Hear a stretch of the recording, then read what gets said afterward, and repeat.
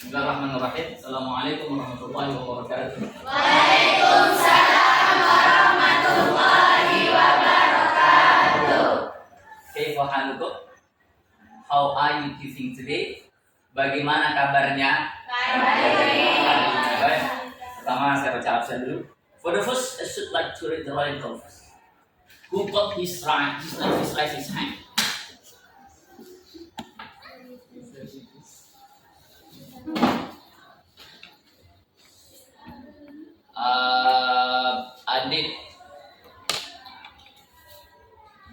Adit Rianda Tanjung.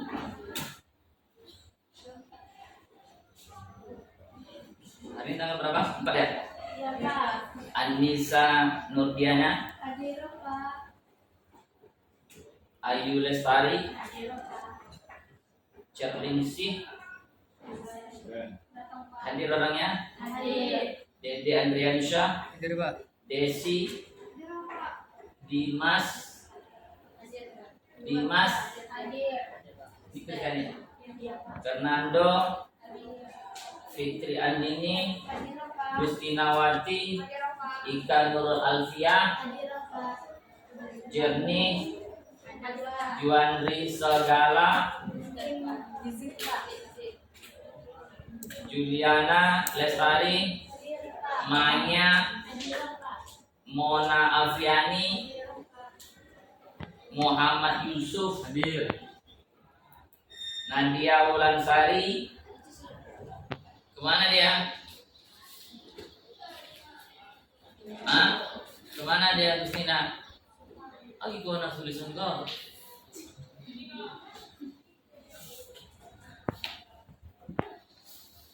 Bantu orang tuanya cak tungkir.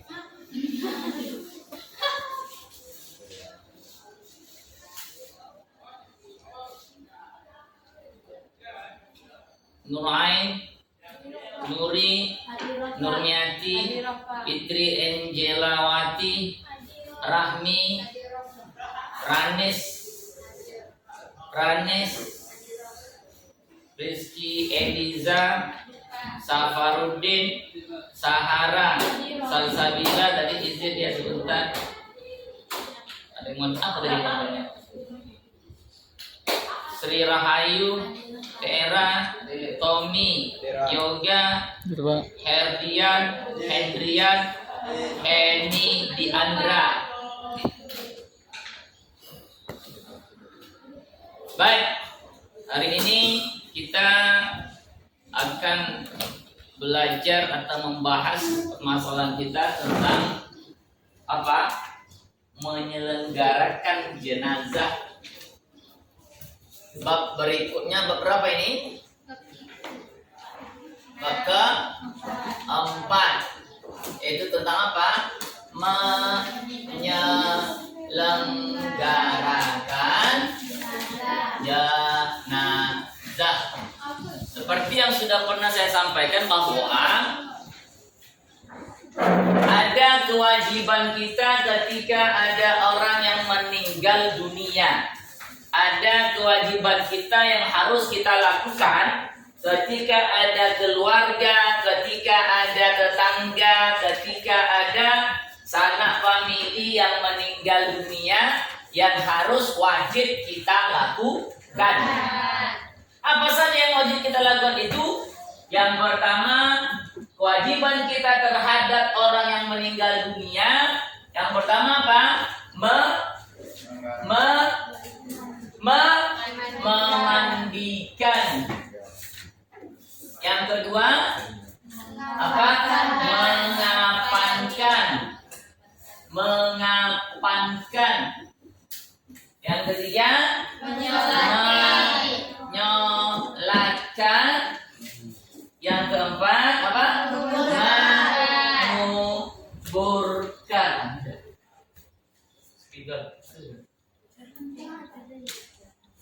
Menguburkan.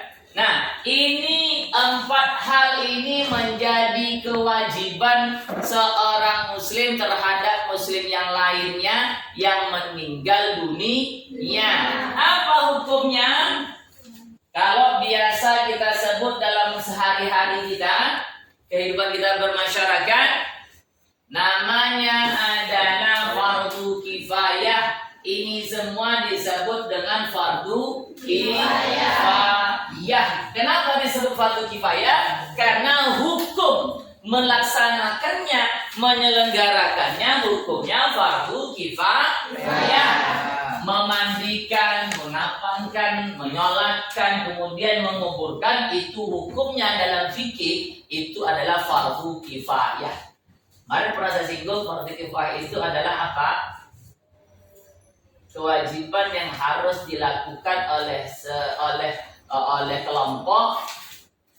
Apabila salah satu di antara kelompok itu melaksanakannya, maka terbebaslah hukum bagi yang lainnya. Artinya gugur kewajiban untuk yang lainnya ketika ada beberapa atau satu orang yang melakukan. Itu namanya fardu kifayah. Kewajiban yang dibebankan yang harus dilakukan oleh kelompok, oleh banyak orang, oleh satu kampung. Tapi kalau seandainya satu kampung tidak mengerjakannya, maka dosa sekampung yang didapatkan. Itu namanya fardu kifayah.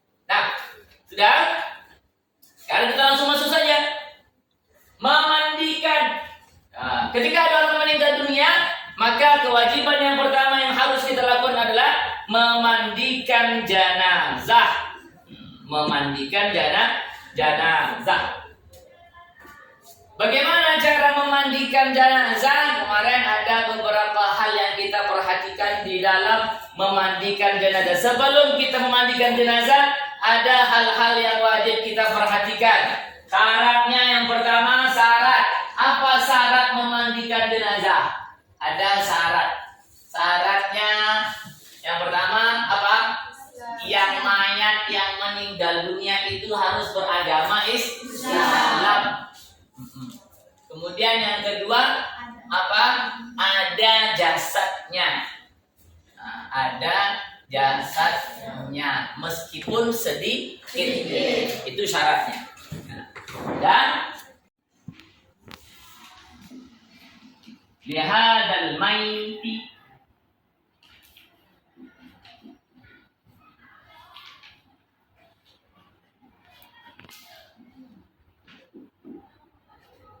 bihadzal mayyiti lillahi ta'ala. Ini kalau dia jenazahnya apa? Laki-laki. Kalau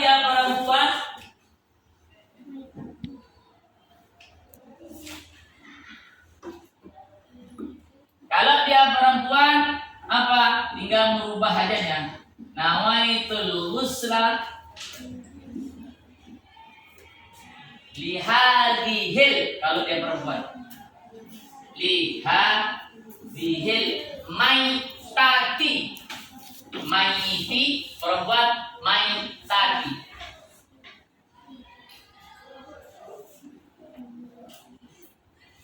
Maitati lillahi ta'ala. Itu niat memandikan jenazah baik laki-laki maupun perempuan. Sampai di sini ada pertanyaan? Sudah paham? Ada yang mau ditanyakan? Maka air yang kita sediakan sebelum memandikan jenazah berarti ada berapa macam? Ada 3. Yang pertama air bersih, air putih biasa. Kemudian ada air sabunnya. Air sabunnya terserah mau sabun apa, sabun mandilah enaknya. Tapi biasa kita kalau di panik-panik pakai sabun apa? Sabun batang kan? Mau itu sabun batang, sabun Lifebuoy mah. Lifebuoy atau Biore. Ya, Rejoice dan sebagainya. Kalau bisa, masa dia mandikan orang tua kita maunya mandikan kita pakai sabun Lifebuoy, sabun apa? Masa kita mandikan beliau itu pakai sabun batang? Parah aja kita. Saya tengok kemarin itu ada begitu, sabun batang itu dong. Jangan pakai sabun yang agak wangi sedikit. Kemudian harus pakai apa lagi? Ada air kapur barus atau air limau. Nah, berarti ada 3. Bersih, sabun, kapur barus atau limau. Nah, Itu untuk memandikan air jenazah. Yang jelas terakhirnya dimulai dari air bersih, nanti setelah itu baru ditutup dengan air bersih pula. Itu cara memandikan jenazah. Ini teorinya. Prakteknya mungkin belum bisa kita laksanakan, ya. Nah, baik. Sekarang kita masuk mengapankan jenazah. Setelah kita mandikan, maka yang harus kita lakukan yang kedua adalah kewajiban kita sebagai umat Islam terhadap orang yang sudah meninggal dunia adalah mengapankan jenazah.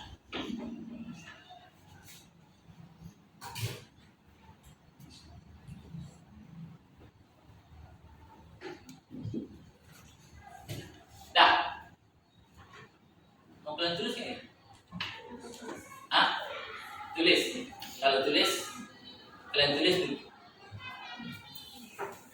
Wajib yang memandikan adalah laki-laki. Memandikannya laki-laki. Boleh dia perempuan asal mahramnya. Laki-laki titik. Boleh perempuan asal mahramnya. Yang kedua, siapa lagi yang boleh mandikan? Perempuan. Jenazahnya perempuan, yang mandikan siapa? Perempuan pula. Boleh laki-laki kalau boleh laki-laki asal mahramnya. Boleh laki-laki asal mahramnya. Siapa mahramnya coba? Kalau perempuan, suaminya, anaknya, siapa lagi? Ayahnya, ibunya sama-sama perempuan. Kan laki-laki, perempuan dan mayatnya. Berarti laki-laki boleh asal mahramnya. Sama mahram laki-laki, ayahnya, anaknya, suaminya, siapa? Ada adiknya atau abangnya. Adik laki-laki boleh memandikan kakak perempuannya. Ya enggak apa-apa. Wis belum apa-apa. Nah, siapa lagi yang boleh mandikan? Selain yang baik, yang bagus mandikan seorang ketika ada seorang suami meninggal dunia. Ketika seorang suami meninggal dunia, yang bagus memandikan itu yang paling baik adalah siapa? Istrinya dan istri dan mahram dengan iswa. Kalau suami maka istrinya. Kesimpulan seperti itu. Kebalikan juga, kalau dia istri yang meninggal maka suaminya. Kenapa? Kok bukan ayahnya, bukan emaknya? Kalau sudah berumah tangga maka suami istri itulah yang terbaik. Seorang istri dimandikan oleh seorang suami.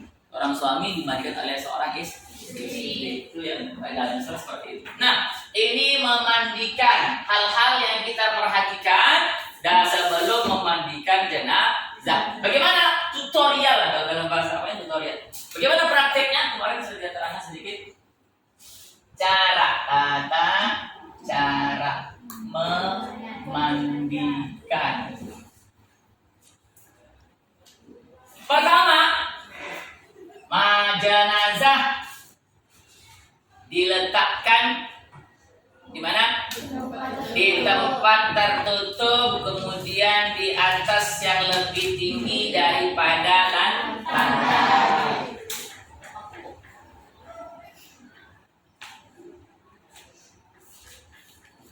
Nah, cara memandikannya yang pertama ditempatkan di tempat yang tertutup, tempat tertutup. Di mana saja? Di mana saja? Maksud saya, di mana saja. Boleh tertutup di rumah, dalam kamar boleh. Kalau di luar, yang penting tertutup. Kalau di lapangan, banyak tutupnya. Terpaksalah kita cari tungkik ya. Dan kemudian di tempat yang lebih tinggi daripada lantai, ditempatkan jenazah tersebut yang lebih tinggi, paling tidak lebih tinggi sejengkal. Boleh dia tingginya seperti apa namanya nih? Meja. Taruh di atas meja gitu. Atau ada spesial mejanya, memandikan jenazah. Tempat lebih tinggi. Ini kesibukan sebenarnya nih. Ya. Kemudian apa lagi? Mayat tadi setelah dibaringkan kemudian didudukkan, diangkat kepalanya seolah-olah dia mau duduk. Kemarin sudah saya contohkan, dibaringkan dia, tapi diangkat kepalanya. Dan dibaringkan, angkat bang. Ini dia posisinya. Kemudian diapakan? Kemudian ditokkan, supaya apa? Supaya untuk mengeluarkan kotoran-kotoran yang ada di dalam perutnya. Nah, kalau bahasa kita cinya. Ditekan tuh. Keluar. Nah, yang memandikan diharuskan ditekankan dia memakai sarung tangan. Kemudian sambil menekan itu setelah apa nanti baru dibersihkan. Dibersihkan dia. Dibersihkan pakai sarung tangan atau pakai kain atau sarung tangan khusus, terserah. Kalau sarung tangan khusus berarti setelah dibersihkan itu dicuci balik. Setelah dikeluarkan namanya kotorannya baru dibersihkan, disiram. Jadi diduduk, kepala mayat diangkat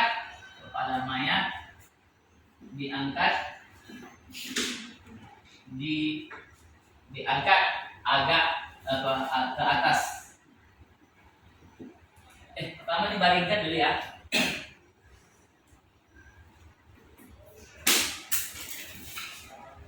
Mayat dibaringkan atau jenazah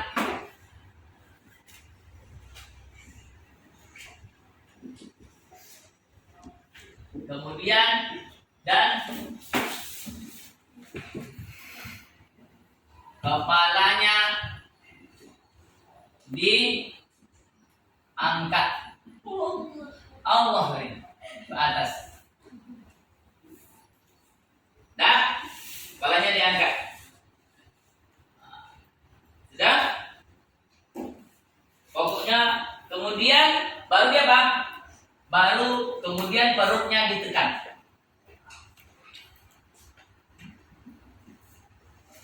Perutnya ditekan untuk apa? Mengeluarkan kotoran. Lalu dibersihkan sampai hilang kotoran seluruhnya. Kalau bisa tidak ada lagi tersisa kotoran yang ada di dalam perutnya. Dan kemudian dibersihkan semua kotorannya. Membersihkan semua kotoran ini udah apa ya? Nyatu. Kemudian baru apa? Dibersihkan mulut dan gigi. Membersihkan mulut dan gigi. Pakai apa kemarin saya bilang? Pakai sugi. Sekarang pakai sugi. Ya. Setelah itu, setelah bersih gigi apa semuanya, dah apa? Baru disiram. Tapi sebelum disiram, apa? Diwudukkan. Seperti mewudukkan diri sendiri, kecuali apa? Istinsyak dan istinsyak. Apa artinya? Memasukkan air ke dalam hidung, kemudian kumur. Jangan boi mayat kumu. Kalau dia udah tidak pandai deh kumu pada waktu itu. Kalau dia udah tidak ada nyawa, maka tak perlu berkumur. Bagaimana? Apa saja ya? Cuci mukanya, diwudukkan mayatnya, diwudukkan jenazah tadi. Dan cuci mukanya, kemudian sebelum dicuci mukanya, kemudian tangannya kiri kanan, kemudian ini seperti biasa rambutnya, kemudian kakinya. Jadi diwudukkan pertama.